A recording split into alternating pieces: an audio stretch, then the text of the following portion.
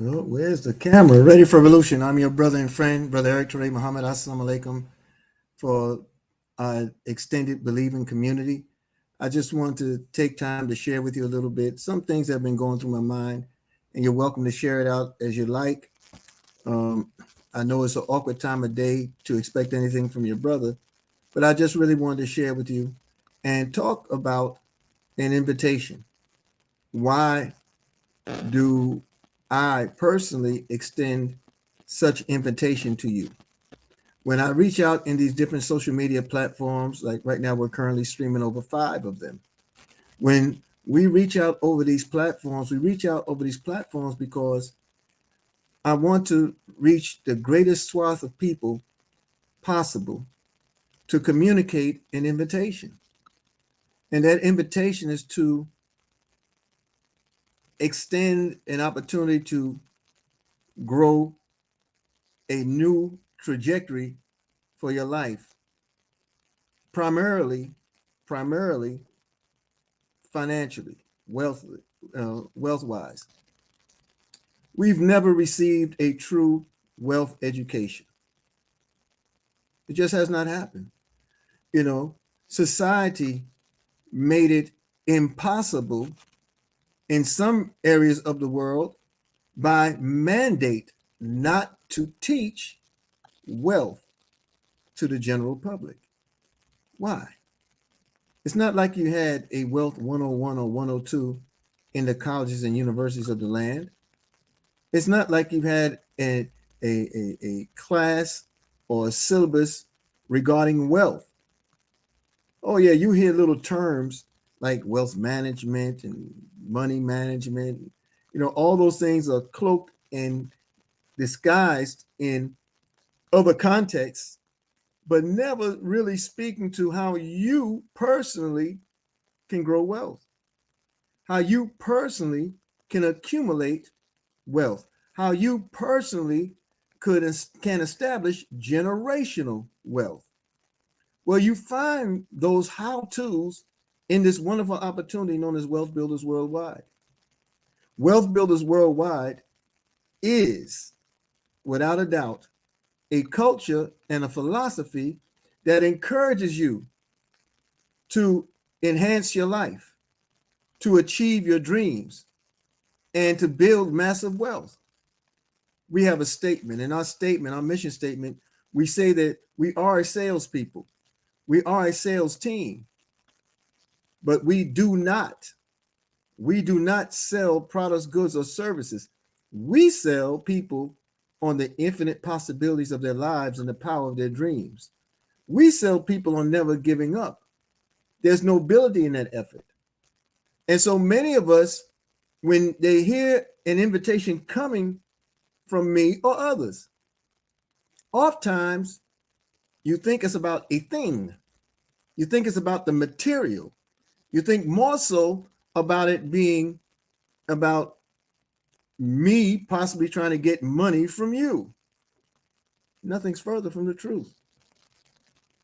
I don't need your money. I don't even want your money.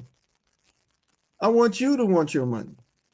See, in this wealth builders philosophy, we're taught how to accumulate, use, circulate, and we get away from those abhorrent terms such as spending, cost, risk.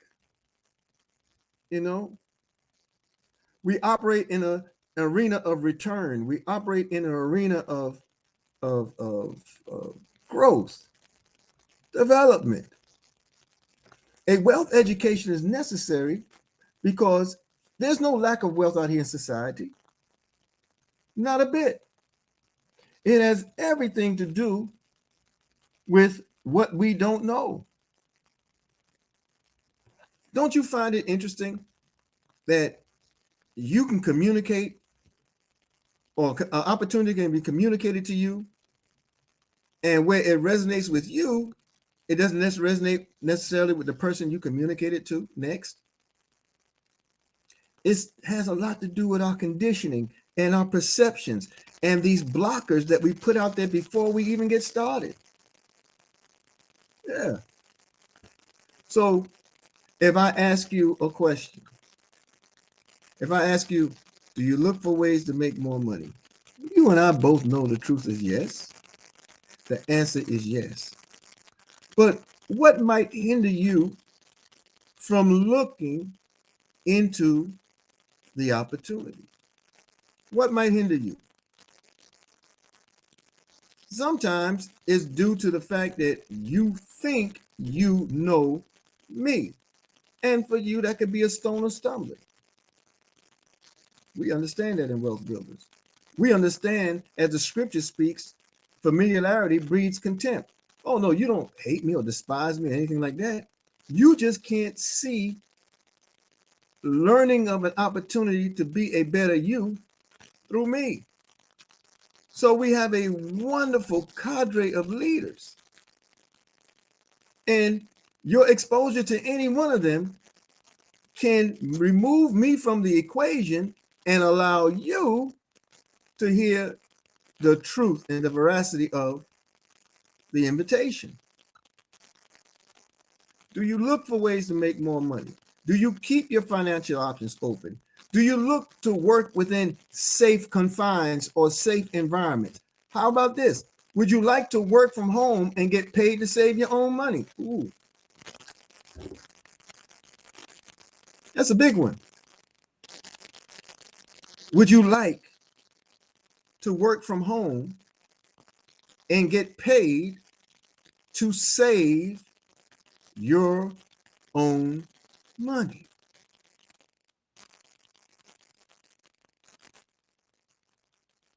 Because if you do, I would like for you to entertain an opportunity, a wealth building presentation. You see, every Monday through Saturday from 12 noon or at 12 noon Eastern in the United States and 9 p.m. Eastern in the United States, we do a worldwide presentation, a global presentation. And that presentation you see on your schedule here, www.goldrocks.info. That's the event page. It's a Zoom, it's a virtual page right there. www.goldrocks.info. Now, of course, there's a password associated with that Zoom platform, and you should get it from the one who introduced the opportunity to you. If you got it from me, this invitation, and you're willing to take me up on it, then by all means, hit me up by direct message, or those who may know how to find me, I'll give you the password. But Sister Eileen and Brother Mike Johnson and Brother Anthony Granville, Sister Georgia, stay ready. Sister Nia, hey Queen, Brother Hafiz, they'll be more than happy to share the password with you, because our goal is to serve. What we do, we help people help others help themselves. That's what keeps us global. That's why we're so significant in this world of wealth building. Think about this. Every Monday through Saturday at 12 noon and 9 p.m., no cost to any of you, we make presentations to help you accumulate assets. You know, you never had a wealth class that taught you anything about assets. You stumbled across that by accident. Well, not so much by accident, not in this day and hour. I think everything's of divine appointment. What happens when you accumulate enough assets? Asset is an instrument of value. It's an instrument that has the power and the ability to grow over time in its own value and in its own worth. Precious metals are considered assets. Gold, silver, palladium, platinum, right?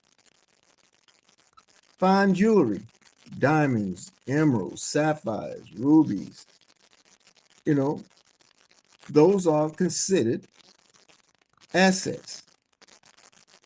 Fine art is considered an asset, right? Nowhere in those conversations did you hear me address paper, the dollar. Why not? Because the dollar is a currency, and there's a huge difference between a currency and an asset. In fact, currency, believe it or not, oftentimes is not even money. So we share things with you, offering an education, a wealth education that has the potential to grow you as long as you're willing to grow. And Wealth Builders Worldwide absolutely provides you those platforms. So yes, we do have daily presentations, worldwide wealth building presentations that are live, where you can come on the platform and get questions answered. But it doesn't stop there. We also have a freedom call. Now, a freedom call is for leaders. Now, this might rub you a little rough. But the Honorable Minister Louis Farrakhan told us one day that we have to compel ourselves to damn the ego. He said, God damns the ego. To grow into a God-centered mind, we have to get beyond ourselves and get ourselves out of our own way. And so when we talk about a leadership call, many of you won't get involved in that because we think we know. But what is a leadership call? It's a call for all those who intend to serve in a magnitude that's recognizable, that's significant. And when you're willing to serve in that way, you have a ship, a vessel, a vehicle that allows it to happen. Our leadership call is with this man you see on the screen, Mr. Tyrone Best. He's CEO and founder of Wealth Builders Worldwide. He has built several organizations of 100,000 plus, and he's a multimillionaire, and he's a free man in America. He hasn't worked in corporate America for the last 26 plus years. His sons have never even applied for a job. He's the author of this book. This book you see here, The Dream Chaser Manifesto. It's a dreamer's guide to surviving in a jungle of non-dreamers. I have that book. I study that book like a Bible. I tear it up. The pages get a little worn. I go back over it. I make indications in the book because it serves for me now, as a roadmap to remain inspired over your dreams, a roadmap to remain encouraged in your pursuit, because he takes through a few pages his life's journey that led him to where he is. The Dream Chaser Manifesto. So the Freedom Call, Mr. Best conducts each Wednesday night. And tonight, he's doing the calls at 10 p.m. Eastern. You see it there on your screen. He does it every Wednesday night, 10 p.m. Eastern in the United States. It's called, tonight's topic, the 90-day mindset. Maybe someone needs to type that in the chat for people who are watching. The 90-day mindset. What is a 90-day mindset? It's a mindset of action. It's a mindset of massive action. It's a mindset of focus. It's a mindset of determination. It's a mindset of discipline and more. And what we have in Wealth Builders Worldwide, thank you, Brother Stephen McNeil. Hey, Sister Sherry Brown, Brother Darren Cotton, good to see you. And what this means, what it means is that you have a window of opportunity. It's a window. Man, we had a power call today. We talk about the power call. That's every Monday through Saturday, 10:45 a.m. Well, this morning, our sister, the connector on board, Sister Sherry Brown, gave us a magnificent power call. See, the power call motivates, right? It stimulates, it encourages, it celebrates. There's so many jewels and nuggets there. There are no big I's or little U's in this opportunity. The power call gave us a prelude, 10:45 a.m., 15 minutes of celebration, of history, of mind hacking. See, many times we have to know how to mine, M-I-N-E, our business, and mind, M-I-N-D, our business. They both serve us. When you mine your business, M-I-N-E, you delve in, you dig in, you grasp the resources from its foundation and you work it, right? Or you accumulate it. That's mining. You're accumulating in the experience. You're accumulating the wealth of the experience. But the mind of the business is the focus. It's the focus. And we often say in our Believers Huddle and class in session with your other programs, we talk about how the way to change the nature of your experience is to change the nature of your thoughts. Your experience is based on thoughts because your thoughts lead to decisions, whether you do, whether you won't, whether it's yes or whether it's no, whether it's left or it's right, up or down. Decisions are made based off the thoughts that you generate. Okay?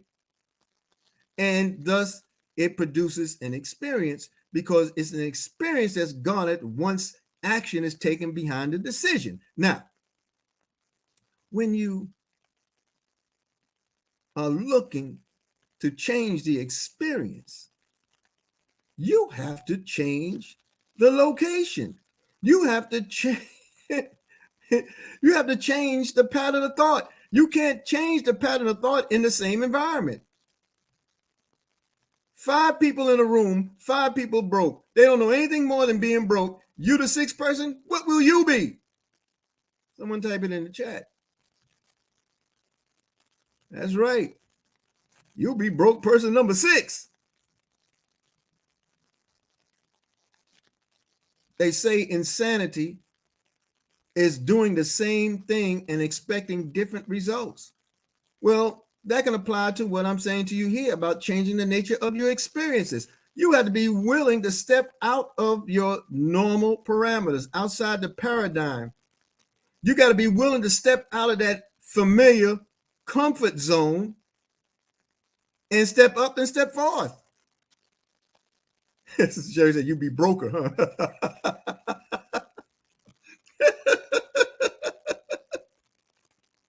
Yeah, that's right, Sister Georgia. Listen, we are a community of wealth builders. You know what we believe? We believe that we should pay ourselves first. We believe that everyone has a right to keep a portion of whatever they earn.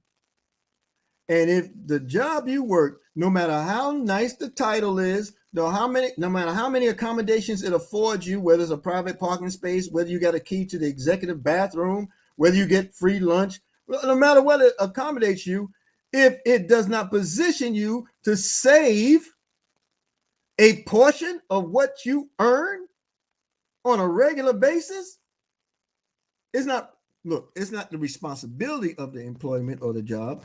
I'm talking about if it does not position you, meaning many of us work these jobs day in and day out. We take overtime, triple time, 6 days a week, 7 days a week, 2 jobs in school.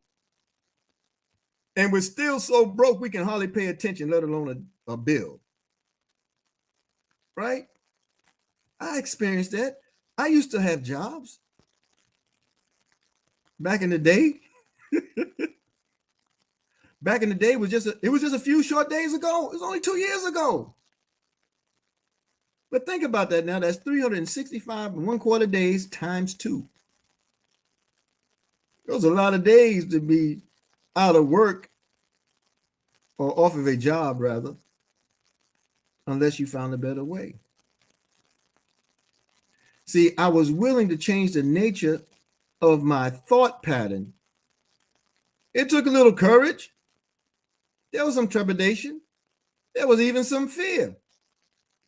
But I was willing to challenge it because I wanted better, and it was mathematically impossible to have better holding on to a job that was underpaying me, overworking me, and when I couldn't afford to keep. See, affordability goes so many different ways. Man, this conversation is about why I really extend these invitations to you.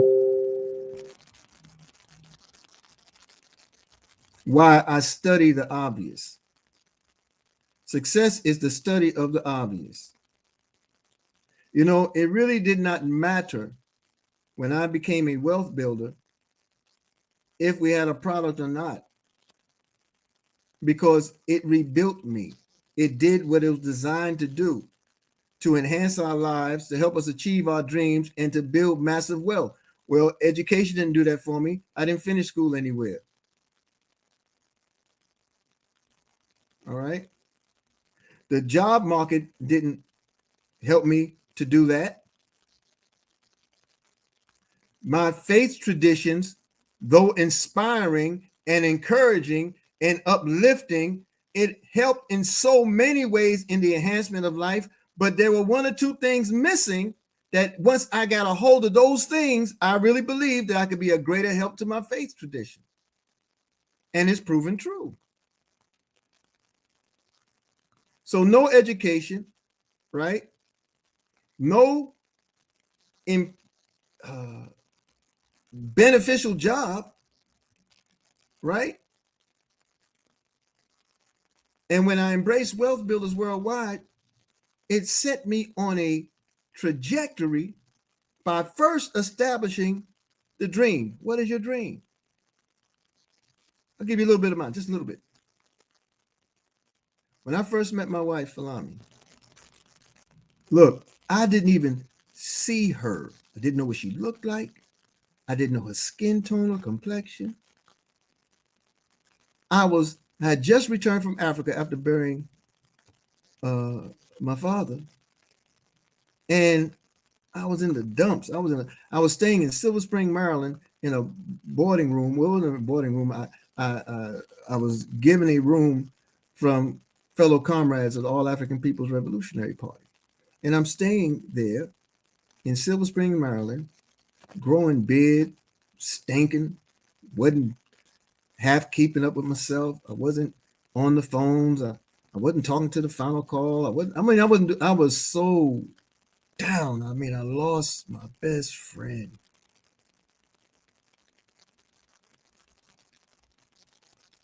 And one day I get a call from the then editor of the final call. And he said, "Hey man, the minister says you need to go into DC. You need to go into DC and help Brother Askia Muhammad, the senior editor of the Final Call newspaper. You need to go and assist him. He needs some help in the office there." I said, okay. I'm not going to refuse a direct order or suggestion from the Honorable Minister Louis Farrakhan, no matter how I was feeling. So I got up, cleaned myself up. I didn't have traditional clothes because when I left Guinea, when I left Africa, much of my materials, my clothing was lost, but my materials were taken. And when I got to the United States, I had no luggage. And so I'm walking around with wearing grand boo-boos and African garbs and in some challenging heat. The weather was fierce.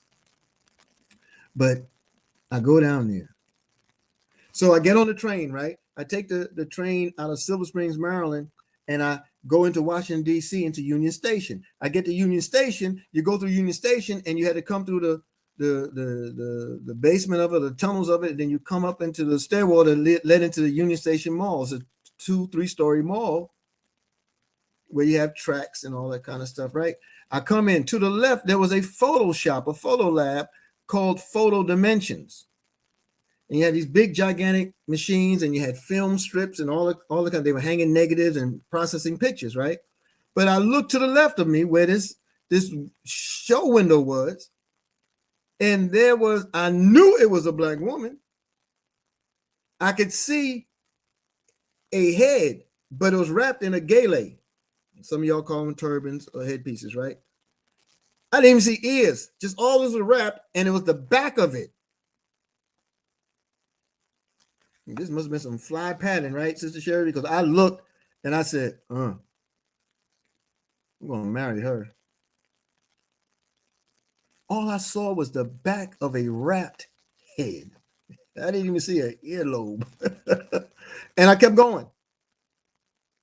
I didn't stay there gawking at the window, nothing like that. I didn't stay there trying to get a real peek. I remember just saying that and kept walking. I go back. I finally get to the final call office. I get there.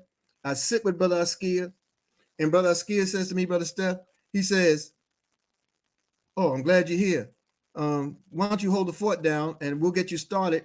I'm going to go down to get these pictures processed, these photos processed," he said.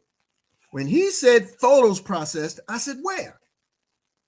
He said, "This lab." And I said, "The one in Union Station?" He said, "Yeah." I said, "The one that's down there on the bottom to the left, like when you come in from the train?" He said, "Yeah." I said, "I'll take it for you. Give it to me." He was like, "I don't trust this. We'll go together." And he would tell you that's exactly how it happened, right? So now, mind you, I don't look like anything Nation of Islam, except I had a clean face and my hair was cut, and I said, okay, I'm looking around the office. What can I take? There was a Final Call newspaper there that had my byline in it because I was a contributor to the paper. So I grabbed the paper. I don't even remember what edition it was. And I go on there with Askia. He said, "Why are you so excited?" I said, "I don't know. I just want to go. I'm happy to be here with you." He said, "It ain't me. I know it's not me." Askia wasn't no fool. He said, "Something going on here, but we're going to find out together." I got in there, and this chocolate sister turned around and looked at me. I was like, gone. Oh, mercy. I know this ain't got nothing to do with the invite, right? And I'm spilling over myself, trying to explain to her who I am, who I'm working with, and she's just looking at me just as nice. She's like, "Well, that's nice, brother. That's nice. Glad to hear that. That's beautiful. Praise be to Allah. That's wonderful." I'm like, yeah. And my name is, and she told me her name. Her name is Falami. I said, "Oh, wonderful, beautiful name. Look, this is me right here." And I picked up the paper. I couldn't even remember my name. I picked up the paper and kept doing this. It's right there. See, that's my name. That's me right there. But Askia just mugged me. He just cuffed my whole skull, moved me back, and said, "I need to get these pictures processed." He said, "I knew I was supposed to come down here with you." And that's where it began. And then a few months later, we married. Isn't that something? That's the short of it. I don't even know how I got there. But I do know, I guess I do, the dream. I'm courting her. Then we marry. And I'm promising her a whole world. I had been all over the world by that point. This is 25 years ago. I had been all over the world by that point. I have been to countries that don't even exist anymore. I met with sheikhs and rulers and rabatas and kings and presidents, right? Heads of state. And I've been to all these places now because of the Honorable Minister Louis Farrakhan, because of Baba Kwame Ture. I've been everywhere, didn't have a dime to myself. All this was done out of the willingness to serve. Because my father taught me, if you serve the people will never let you down. And he was the right one to say it. You know, Stokely Carmichael, Kwame Ture, he never had a job. He never worked for nobody. He worked for the people. He was offered deanships for his scholarship, for his academic brilliance. He was offered a deanship before he even got out of Howard University. He was offered a deanship at the Wharton School of Business. The man threw on some coveralls or overalls or farmers, depending on what part of the world you're from. And he went on his freedom rides and the freedom summits to free the people in the South. Helped to encourage the right to vote. Helped to encourage the rights to accommodation. That's what he did. He always served the people. So I traveled all over the world. And by this point, because of my experience, I promised this to my soon-to-be wife. You're going to get all of that. You're going to travel so many places. You're going to live so many places. You're going to see some things. And when we have children, they're going to get the world too. They're going to do so and so and so. All this was laid out. You know, now this is ideal, right? My ideals, but I experienced it already. So this should have been easy to produce. The only difference was I didn't produce it. I just lived it. Ooh. Okay, so I'm sharing. Gonna do this. Gonna do this. Gonna do this. Right? Years go by. We have children. They have schools they're in. She has another job. We moved back to Atlanta. You know, the minister moved me to Atlanta, Georgia to help build the Final Call News Bureau. He moved me in May of 2003. I got fired in August 2003 for an error that I made. Brought me back 7 years later. I'm so grateful. So now, all these things were occurring. I had to get a job. Didn't have one before. So I had to find work. You know, I had to do those things to help hold a household together. Right? We're having children. Then my wife takes ill. She had a near-death experience where she suffers from an acute ailment called tracheostenosis.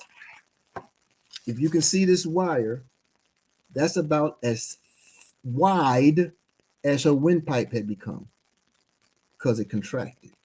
All this scar tissue grew inside. She was dying.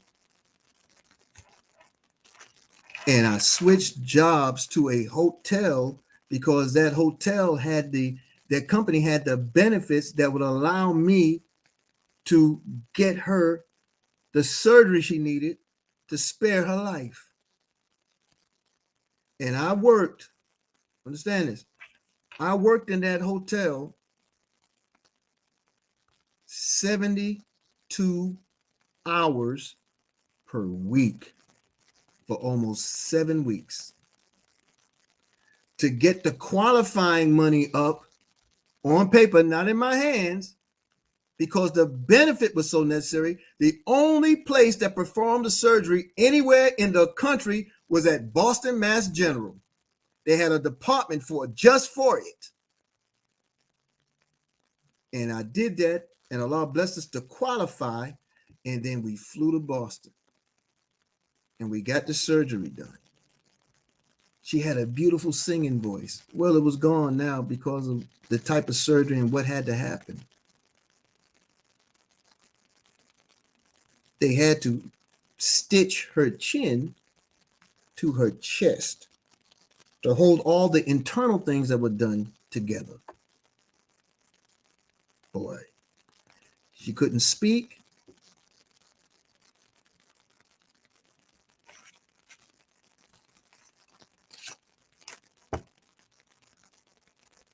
Short of it is, fast forward. We're in Wealth Builders now. 15, 17 years later. we get to Wealth Builders, I'm reminded of the dreams. I'm reminded of the dreams. I get to my first Let's Go weekend. Oh, you'll learn about those. They're part of what's known as upcoming events. You never want to miss an event. My brother and friend, Mr. Mike Johnson, says we survive from event to event. It's the truth. I get to my first Let's Go weekend in Atlanta, Georgia.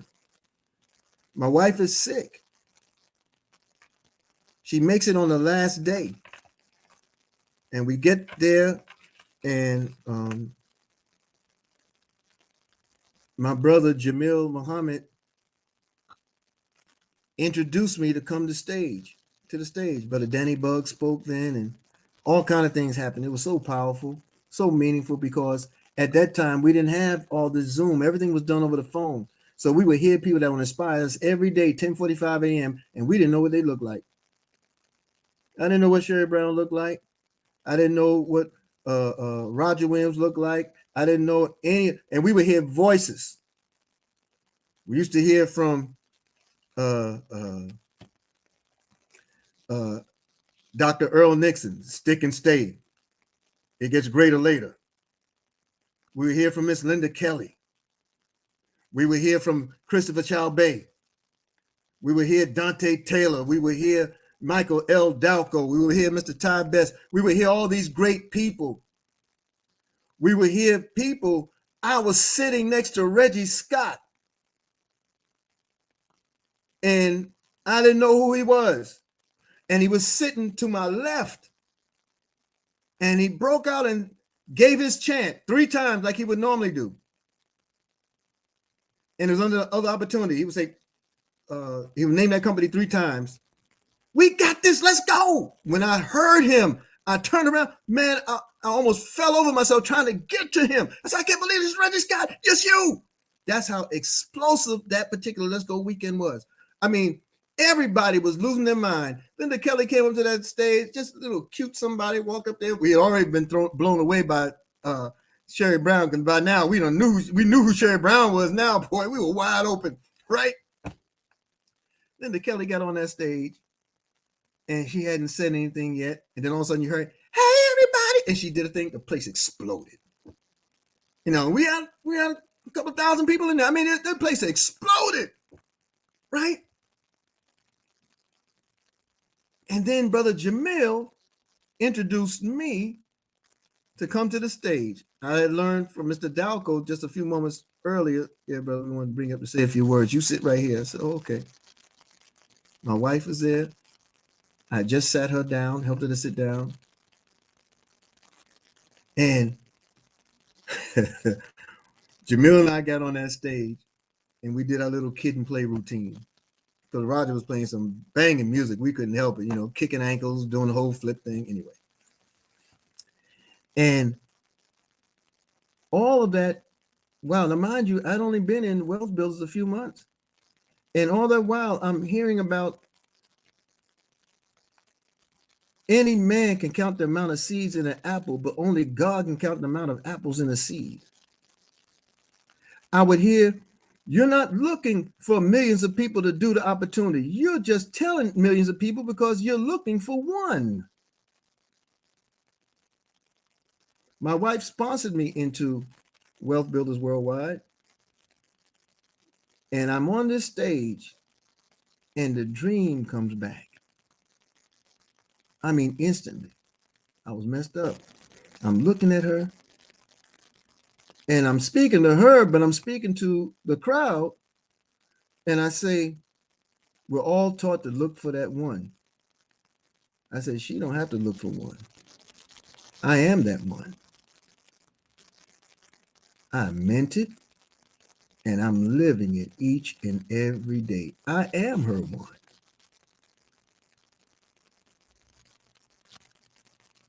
You're going to find your one in this. You're going to find, what is your one? Your one reason to do it. Your one reason to dream. Your one reason to live. The one reason to stick to it. The one reason to go to these events. The one reason to build A legacy for yourself. You're going to find it. Man, I had a bunch of slides here I was going to show you and all that kind of stuff, but man, I've been in this too long. I think this slide is the one that means the most. And you see that beautiful couple in that slide? Mr. and Mrs. Michael L. Dalco and Mrs. Manisha Dalco. That's right, Sherry. Sherry Brown said, your wife tricked you into this. Look at you now. Yeah, she did. Everybody knew it. Matter of fact, I said it then, how she tricked me into it. Because everybody comes to this, the majority of people come to any kind of opportunity like this kicking and screaming because it challenges your comfort zone. Some of us are comfortable being broke. Anywho, Mr. and Mrs. Michael and Manisha Dalco, their claim to fame when I first came to this opportunity, Mr. Dalco was a mortgage banker. He used to say he was a mortgage broker because he was broker than everybody else. I used to get so tickled by that. He was a mortgage banker. And in 103 days, embracing the culture, the tutelage of his sponsor, Mr. Nate Hines, and his mentor, Mr. Ty Best, in 103 days, he packed up that laptop, slid it back across that desk, got out of that cubicle, left the cheese sandwich behind. He was gone. His 6-figure income turned into a 7-figure income. That's all his. His wife also a 7-figure earner. Because this thing is real. It's the truth. When you learn the vehicle, when you learn that the abundance is out here and it belongs to you, you work to claim it. They worked to claim it. Then we had a hiccup where the opportunity that we were in, the former opportunity, had now grown stale, old, and done. Does that stop Wealth Builders Worldwide? Heck no. Because we provide the tools worldwide, the tools required to enhance your lives, achieve your dreams, and build massive wealth. If one vehicle's dried up, we continue to scour the planet until we find the next one, because you're always only looking for one. And Mr. Dalco came across one, and he went and took it to a multi-billionaire named Joseph Haidt. Mr. Haidt rejected it. He said, hey, man, you got a lot of things going on here. I think a networking business tied to your products, tied to your system, it'll do wonders for the world, and it'll do wonders for our community. Mr. Haidt rejected him. Mr. Dalco went back to him again. I don't know if he had to refine it or tweak it. He goes back to Mr. Haidt again. He has access to a multi-billionaire as a result of his access to a dream. That's another story. He goes back to him this time, and Mr. Haidt says, what does Nitsa Nakos think about it? Mr. Dalco had to go find Nitsa Nakos. And then that led to them finding other people, Martin Tebow, Andrew Eaton, Brian McGinty, Priska King. Am I leaving out one? And the council was formed, and GS Partners was created. And now we're getting, we have the vehicle. We have the vehicle. And if you're interested in knowing more about that vehicle, I'm going to spare you all the slides that I had. I'm going to ask you to join us this evening at 9 p.m. Eastern in the United States. The event page is there, www.goldrocks.info. There's a password. Get the password from the one that introduces opportunity to you. And let's get you started in providing a lifestyle of your dreams as opposed to just merely existing in this thing called life. Earl Nightingale says, that we generally tiptoe through life to arrive to death safely. Is that what you want? I don't believe it is. So we invite you to this opportunity because it's made me free. It has made me rich. It is making our family wealthy. You're a part of that family. Many of you just don't know it yet. Allow us to help you, help yourself, and reintroduce you to your family. Join us tonight, 9 p.m. Eastern in the United States, www.goldrocks.info. It's going to be an amazing presentation. I really believe with all my being that is a greater world for you, and there exists a greater world for you.